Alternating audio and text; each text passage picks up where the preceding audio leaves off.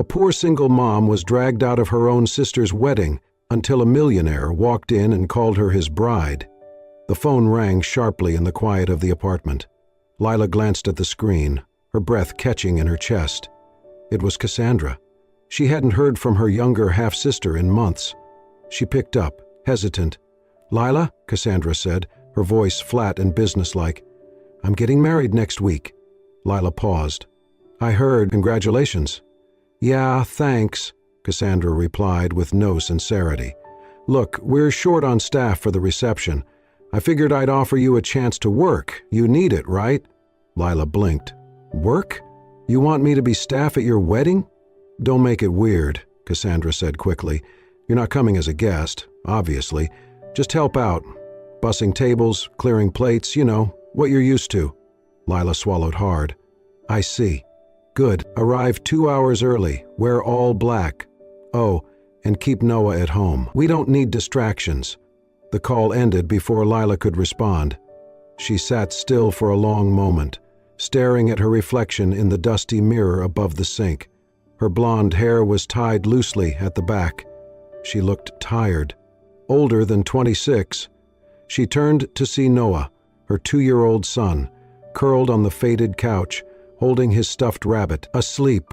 Her heart clenched. She didn't care about Cassandra's mockery.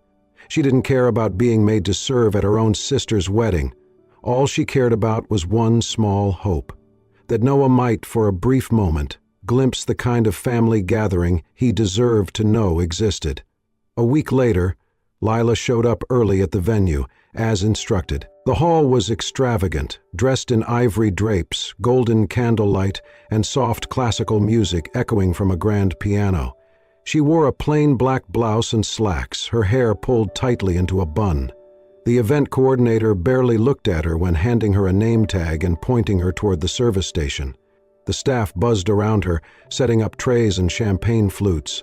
Lila moved silently through the motions, polishing glasses, folding glass, napkins. She kept her head down.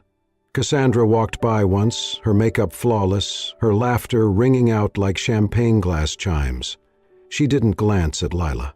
Later, during a short break, Lila found a quiet corner behind the kitchen door and pulled the invitation from her pocket. The thick cream envelope had her name scrawled in small cursive at the bottom of a long list of instructions. She read the fine print again. Kitchen help, arrive early. Her name wasn't on the guest list. She wasn't family, she was function. Lila's chest tightened. She folded the card slowly and slid it back into her pocket. Then she stood, adjusted her sleeves, and walked back into the reception hall, silent, invisible, but determined to hold her dignity, even if no one else there saw it. The reception hall shimmered with golden lights, crystal chandeliers casting their glow over polished silverware and white linen-covered tables. Lila moved silently through the room, dressed in her black server uniform. Her blonde hair was pulled into a tight bun, her posture straight, her steps careful. She adjusted a row of champagne glasses, making sure they were evenly spaced, then folded the last napkin with precision. The clinking of silverware and soft murmur of conversation created a strange symphony around her, one she was clearly not part of. She kept her eyes low. Her presence was meant to be invisible, a shadow on the edge of her sister's perfect day. Just as she turned to retrieve a tray, a voice from behind interrupted the delicate rhythm of her quiet work. "Excuse me," a woman asked politely. "Aren't you the bride's sister?" Lila froze. She hadn't expected to be recognized. She turned slowly to face the older woman, a distant relative, maybe one of their father's cousins. Before Lila could respond, Cassandra's voice rang out sharply from across the room.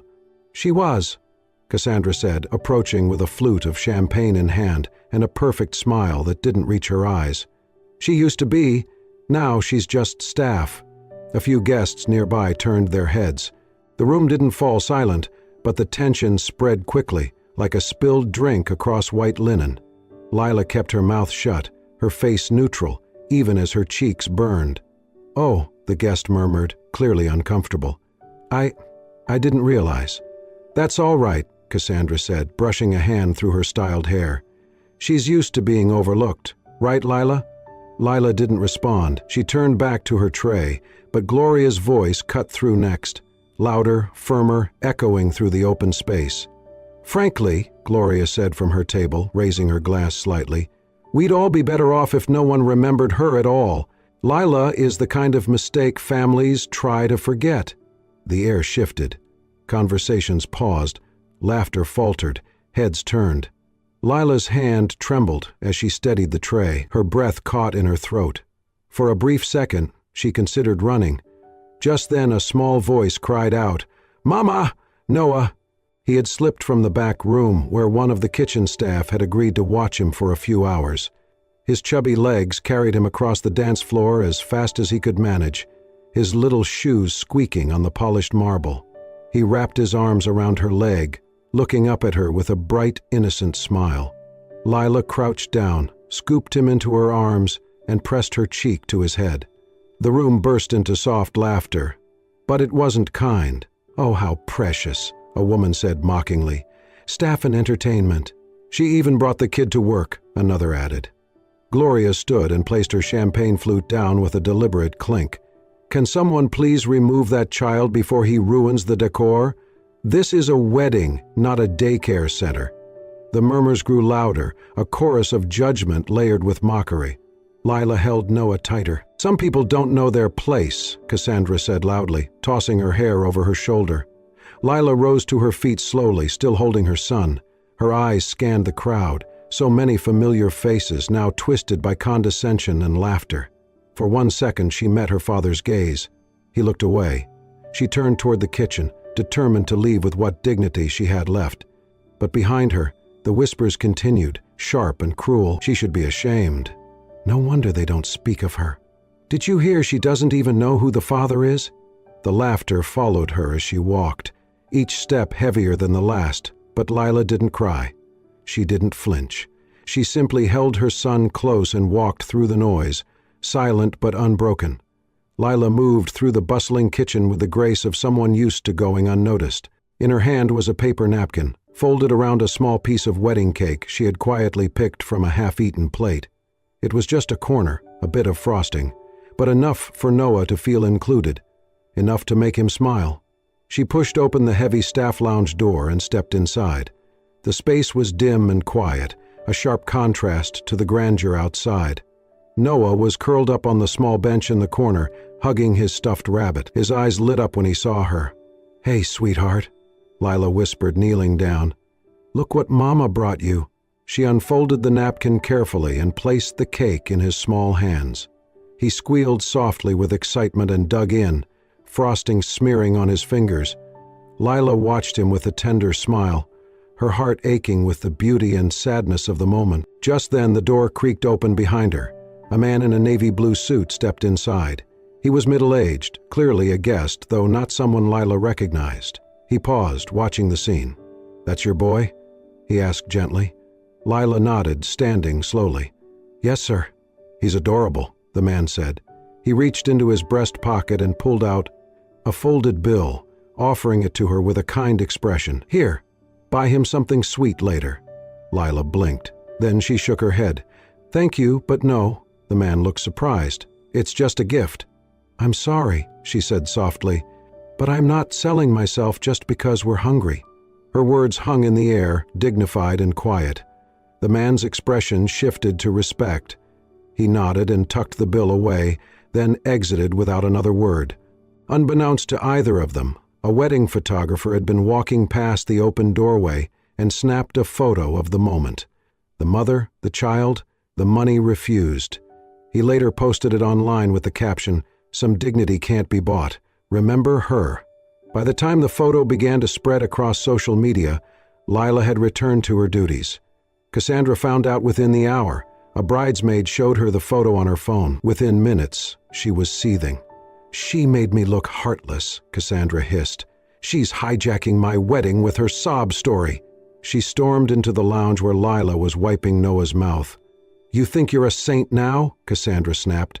"The poor little waitress who turned down a tip for her bastard child? You're humiliating me in front of the elite."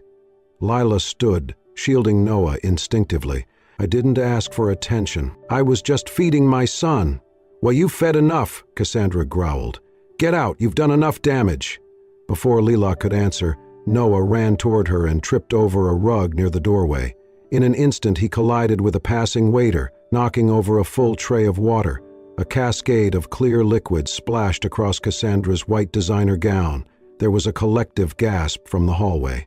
Cassandra stared down at the stain, speechless for half a second, then screamed, "My dress! It's ruined! This is a $12,000 0-cents gown!" Gloria came marching in like a general. "What happened?" "She threw water on me," Cassandra shouted, pointing at Lila. "I didn't," Lila tried to explain. "She's sabotaging everything," Cassandra wailed. Gloria's face hardened. "Enough. Get her out of here." A pair of venue security guards approached. "No, please," Lila begged, backing away while holding Noah. "You and that child have no place here," Gloria snapped. "Drag them out, now." One guard grabbed Lila's arm roughly. The other tried to take Noah from her. Lila twisted away, stumbling. "Mama!" Noah screamed, tears bursting from his eyes. Lila fell hard onto the marble floor. Her elbow slammed against the edge of a chair, tearing her sleeve. Blood smeared across her arm. The rip in her uniform exposed her scraped skin. Gasps echoed around the room, but no one stepped forward. "Keep moving!" Gloria barked. The guards pulled her up, dragging her toward the exit. Noah clung to her, wailing. And in that brutal moment, in that image of a mother bloodied and broken, her child screaming in terror, every cruel whisper became reality. Lila was no longer just ignored. She was thrown out, cast aside, like something dirty. But fate hadn't finished writing this night, because just as the grand doors creaked open and she was pushed into the cool night air, someone else was walking up the steps, and he had seen everything. The heavy doors groaned open as the guards pushed Lila and Noah toward the exit. Her hair was disheveled, her uniform torn at the elbow where blood still trickled, and her arms trembled as she held her crying son close. Just as one of the guards reached to open the last door to the street, a sharp, commanding voice cut through the chaos like a lightning bolt. "Do not touch her!" The words echoed with authority. Everyone froze. The guards turned first, followed by Gloria, Cassandra, and a dozen wide-eyed guests craning their necks toward the entrance. A sleek black luxury sedan had just pulled up outside, its headlights still glowing. From the back seat emerged a tall, impeccably dressed man in a charcoal gray suit. His presence seemed to silence the very air itself. Daniel Rhodes, the name murmured through the room like a ripple in still water. He stepped forward, calm but with an unmistakable fire in his eyes. His sharp jawline and dark eyes gave him a magnetic, dangerous elegance. Guests parted like waves as he walked through them, ignoring the stares and whispers, until he reached Lila and Noah. "Lila," he said softly, kneeling beside her. "Are you all right?" She looked up, breathless, still in shock. "Daniel, why are you here?"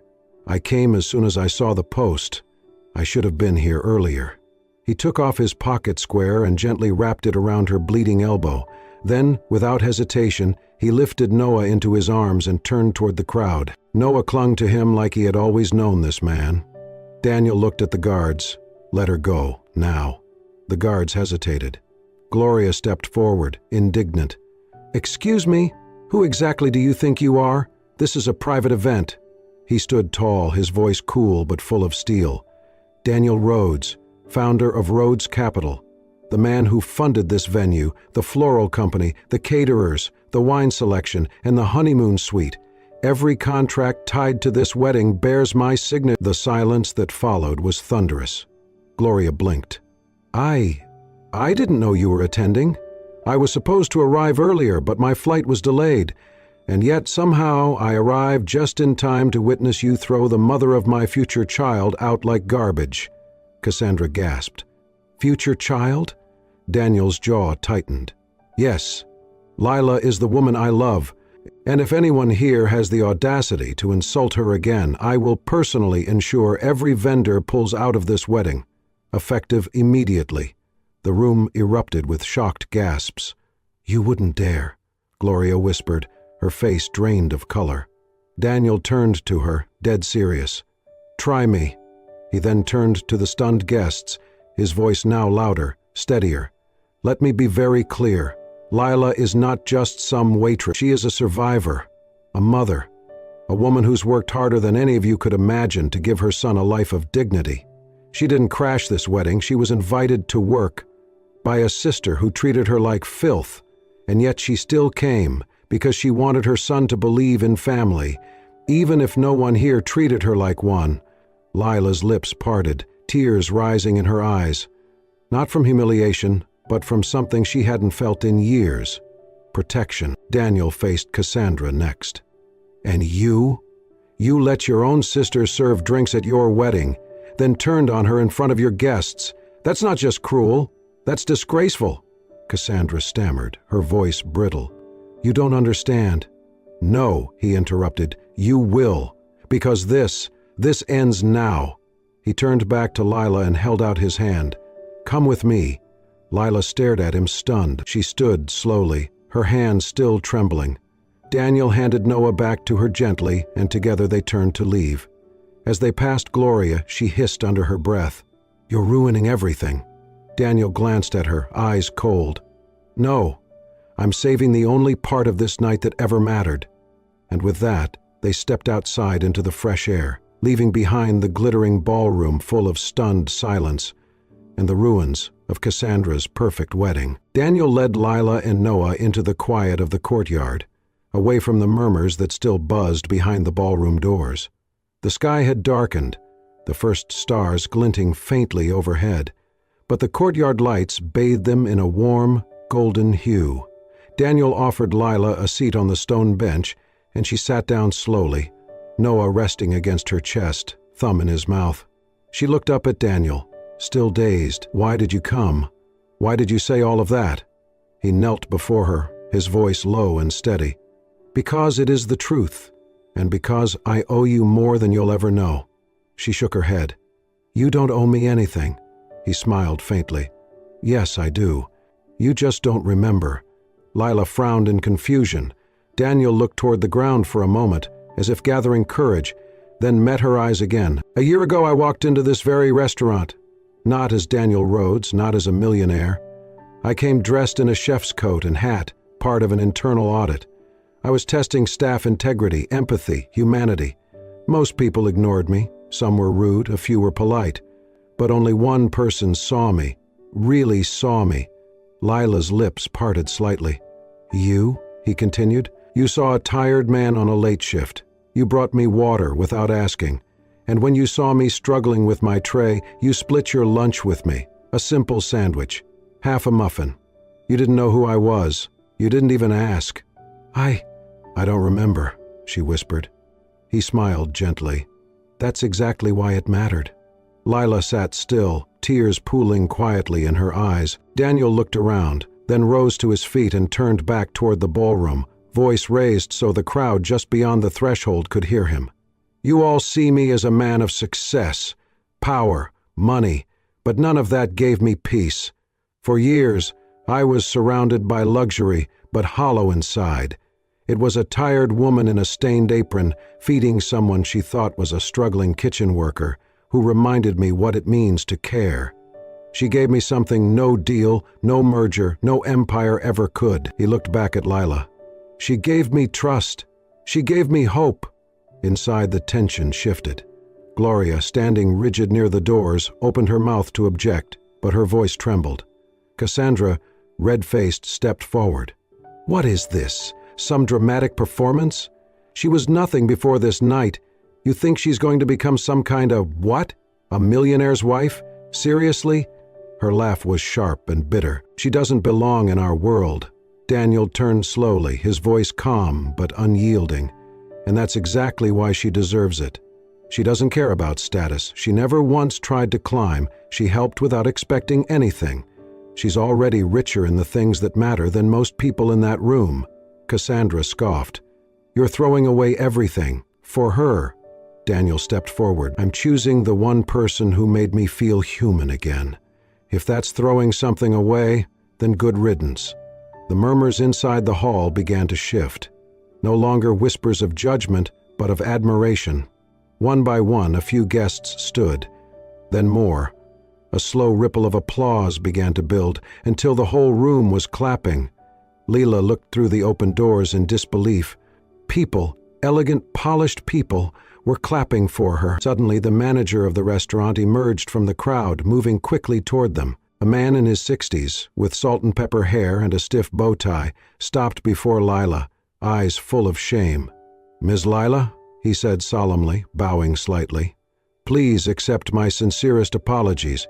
I did not recognize your importance, both to Mr. Rhodes and to this place. It was my failure." She blinked, unsure what to say. "Had I known," he continued, "I would never have allowed you to be treated that way. You are clearly the most important person in our owner's life." Lila's voice wavered. "I don't need titles or special treatment. I just wanted to feed my son." Daniel stepped beside her, placing a gentle hand on her shoulder. "And in doing that, you reminded me what it means to truly live." The applause swelled again, echoing across the courtyard like music. But Lila no longer heard it. She looked up at Daniel, truly looked, and for the first time in years, she smiled. A real smile, one born not of relief, but of being seen and chosen. Daniel gently led Lila and little Noah back into the grand reception hall, past the stunned guests, the marble pillars, the scattered petals, and the orchestra that had long since quieted. The whispers faded as all eyes turned to them. This mother, once dismissed, now returning like a queen, with her prince in her arms and a king at her side. Without a word, Daniel guided her to the head table, the place of honor once reserved for Gloria. He pulled out the ornate chair, helped Lila sit, and then lifted Noah onto her lap. The symbolism wasn't lost on anyone. Gloria, still lingering near the stage, looked as though she'd been physically slapped. Her seat, her power, now belonged to the woman she had called a disgrace. Daniel stepped aside and picked up the microphone from the podium. He tapped it once, the feedback crackling lightly. "I'd like to give the floor to someone who deserves it far more than I do," he said simply, turning toward Lila. Lila's eyes widened, but Daniel nodded gently. She took a deep breath, then stood slowly. Her torn sleeve had been patched with Daniel's handkerchief. Her cheeks flushed, but her chin was high. She walked up to the podium and looked out at the guests who had laughed at her, ignored her, whispered behind her back. And then she looked at Noah, who reached for her with a gummy smile. "My name is Lila," she began, voice steady, despite the trembling inside. "Some of you may know me as the waitress or the kitchen help. Some may know me as the woman who was asked to serve at her own sister's wedding." She paused. No one moved. "I've been called a burden, a stain, a failure, but let me tell you what I truly am." She looked down at Noah, her voice softening. "I'm a mother, and this boy, this beautiful, bright boy, is not my shame. He is my light, my reason for waking up every morning, no matter how cold, how hungry, how alone." Noah clapped once, then giggled. A few smiles broke out among the guests. "I'm not here to chase wealth," Lila continued, "or titles, or revenge. I don't need to sit at your tables to know my worth, but today, just for once, I ask for respect. Not pity, not favor, just the simple acknowledgement that I'm a human being, a woman, a mother, and that's more than enough." A hush fell over the hall. Different now. Not discomfort, reverence. At the far end of the table, Mr. David, Lila's father, rose slowly. His face, long, passive, and neutral, was crumpled with emotion. His eyes were red, his lips trembled as he approached. "I should have protected you," he said, his voice hoarse. "I let others decide how I treated my own daughter. I was weak, and I'm sorry, Lila. From the depths of my soul, I'm sorry." Lila blinked, shocked. For years he had stood by silently while others broke her spirit, and now here he was, breaking down in front of everyone, his apology raw and long overdue. She gave him a slow nod. Nothing more needed to be said. Noah, now squirming in Daniel's arms, reached out toward the microphone. Daniel chuckled and handed it to him for a moment, and then it happened. Noah leaned close to the mic, gripped it clumsily with both chubby hands, and blurted, "Daddy!" The word echoed through the hall like a cannon blast. Lila froze. Daniel's eyes widened, then softened with tears.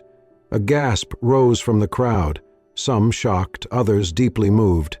Cassandra scoffed, but it was too late. The sound of applause followed almost instantly.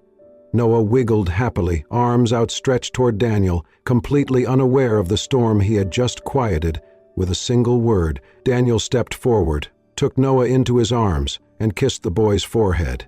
"He's got perfect timing," he whispered, his voice thick. As the applause continued, Daniel took Lila's hand, their fingers lacing together naturally. And in that moment, under the golden chandeliers and flickering candlelight, something greater than ceremony or spectacle filled the room. Something real. Something like love. 1 week after the wedding disaster, the full video from the reception was broadcast on national television. Edited from several angles, guests' cell phones, the venue's security footage, and the wedding photographer's clips, it told a story that gripped the country, not of romance between the bride and groom, but of cruelty, courage, and an unexpected hero, a waitress with a torn sleeve, and a little boy who called a billionaire daddy. The segment aired on morning talk shows, evening news specials, and viral TikTok recaps. By midday, hashtags began trending. Justice for Lila, Mother with Honor, from waitress to queen. The internet erupted in support. Comment sections overflowed with empathy, outrage, and admiration. Women shared their own stories of being belittled and underestimated.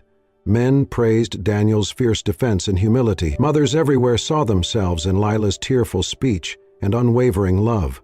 And the backlash was immediate, for the ones who deserved it. Gloria, once a staple in local charity boards and high society fundraisers, found herself blacklisted overnight. Sponsors pulled out from her fashion events. Philanthropic contracts were terminated. Her publicist quit. Her once perfect facade crumbled as video clips of her sneering at Lila were reposted with captions like, "The real evil stepmother." Cassandra fared no better. Investigative bloggers, digging into her sudden rise in the influencer world, uncovered forged transcripts from an elite culinary school. Brand deals vanished. Her fanbase abandoned her. An interview she gave to defend herself only made things worse as she came off dismissive and bitter. The world had made up its mind. Cassandra was not the star of the wedding, she was the villain. Meanwhile, Lila's life transformed. Daniel, true to his word, launched the Lila Grace Foundation, a scholarship program for single mothers pursuing vocational training or higher education. Women like Lila, he said in the press release, deserve more than charity. They deserve opportunity, dignity, and a chance to rewrite their stories. Lila, overwhelmed but deeply moved, decided to turn her quiet strength into something more. She started a small YouTube channel, Meals with Mama Lila, where she shared easy, affordable recipes for struggling families. Her first video, Noah sitting on the counter, giggling as she stirred soup, got over 2 million views in a week. Her second video opened with the words, "I used to scrub pots in this kitchen. Now, I cook for people who need comfort, hope, and love." Brands began to reach out, not for exploitative deals, but collaborations rooted in authenticity. Moms across America subscribed, not because of the viral fame, but because they saw something real. A woman who had once been them. Daniel stood quietly behind her success, never overshadowing her light. He appeared in only a few videos, usually in the background, chopping vegetables or washing dishes, occasionally making Noah laugh with funny faces. Lila became more than a symbol, she became a movement. From waitress to warrior, from forgotten sister to beloved mother, from humiliation to honor. And in every comment section, every media headline, every message of support, one thing was clear. The world had watched a woman rise, and she did not rise alone. She carried a son on her hip, a heart full of grace, and a love that turned even the coldest ballroom into a home. The sun dipped low over the horizon, casting a golden sheen across the quaint garden behind the restaurant where it had all begun. A place once filled with the clatter of dishes and whispered orders, now transformed into something sacred. Fairy lights twinkled gently between the tree branches, and the scent of blooming jasmine danced through the late summer air. There were no white doves, no designer gowns, no red carpets or celebrity photographers. Just 20 or so people gathered in wooden chairs, forming a circle of warmth around Lila, Daniel, and little Noah. Lila stood beneath a modest arch made of ivy and wildflowers, her blonde hair in soft waves, a simple linen dress hugging her frame. She wore no veil, no jewels, just a quiet glow in her eyes that had nothing to do with makeup and everything to do with healing. Daniel wore a navy mule suit, sleeves rolled just slightly, his boutonniere hand-picked by Noah that morning, a crooked daisy and a sprig of mint. As he watched Lila approach, hand in hand with her son, he swore he had never seen anything more perfect. The officiant gave a gentle nod, and the hush fell over the gathering. But before the ceremony could begin, Noah, with determined little steps and a serious look on his face, walked up to Daniel, holding a tiny satin pillow.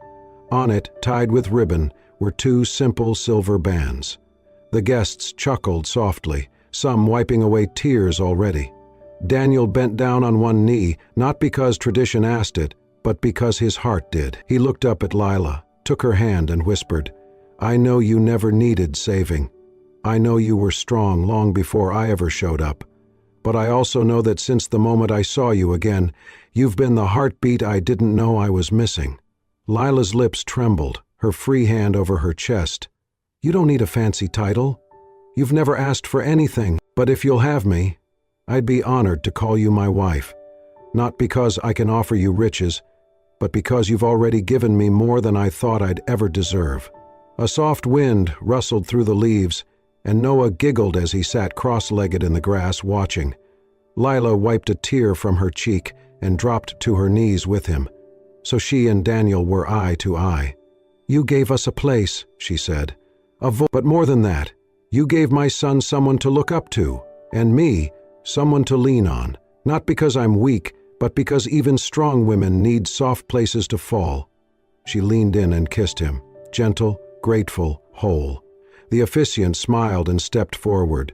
"By the power of love, of second chances, and the fierce strength of family, I now pronounce you partners for life." The guests rose in applause, not thunderous, but full, like rain on parched soil. Behind them, near the garden gate, stood a small wooden sign newly carved. It read, "Lila's Table, where dignity is always on the menu." It had been Daniel's idea, turning the garden into a community kitchen where single mothers could gather, learn, cook, and eat without fear of judgment. But he insisted on naming it after the woman who had once scraped frosting off plates in silence and had now become a voice for thousands. As the sun slipped behind the city skyline, the newlyweds danced barefoot on the grass, with Noah running circles around them, his laughter ringing out into the warm evening like the sweetest music of all. There was no orchestra, no paparazzi, just one family, born not from perfection, but from resilience. And as the stars began to appear overhead, Lila looked at her son, then at her husband, and whispered softly to herself, This is everything." And so, from a kitchen corner to a garden filled with light, Lila's journey reminds us all, dignity is not something given by status, but something earned through love, courage, and unshakable grace. She was once invisible, now she is unforgettable. Because sometimes, it's not the most glamorous wedding that makes the headlines. It's the one that heals the heart. If this story moved you, inspired you, or brought even a single tear to your eye, don't forget to like, share, and most importantly, subscribe to Soul-Stirring Stories, where we bring you true stories of resilience, redemption, and the kind of love that changes lives. Thank you for watching. See you in the next story.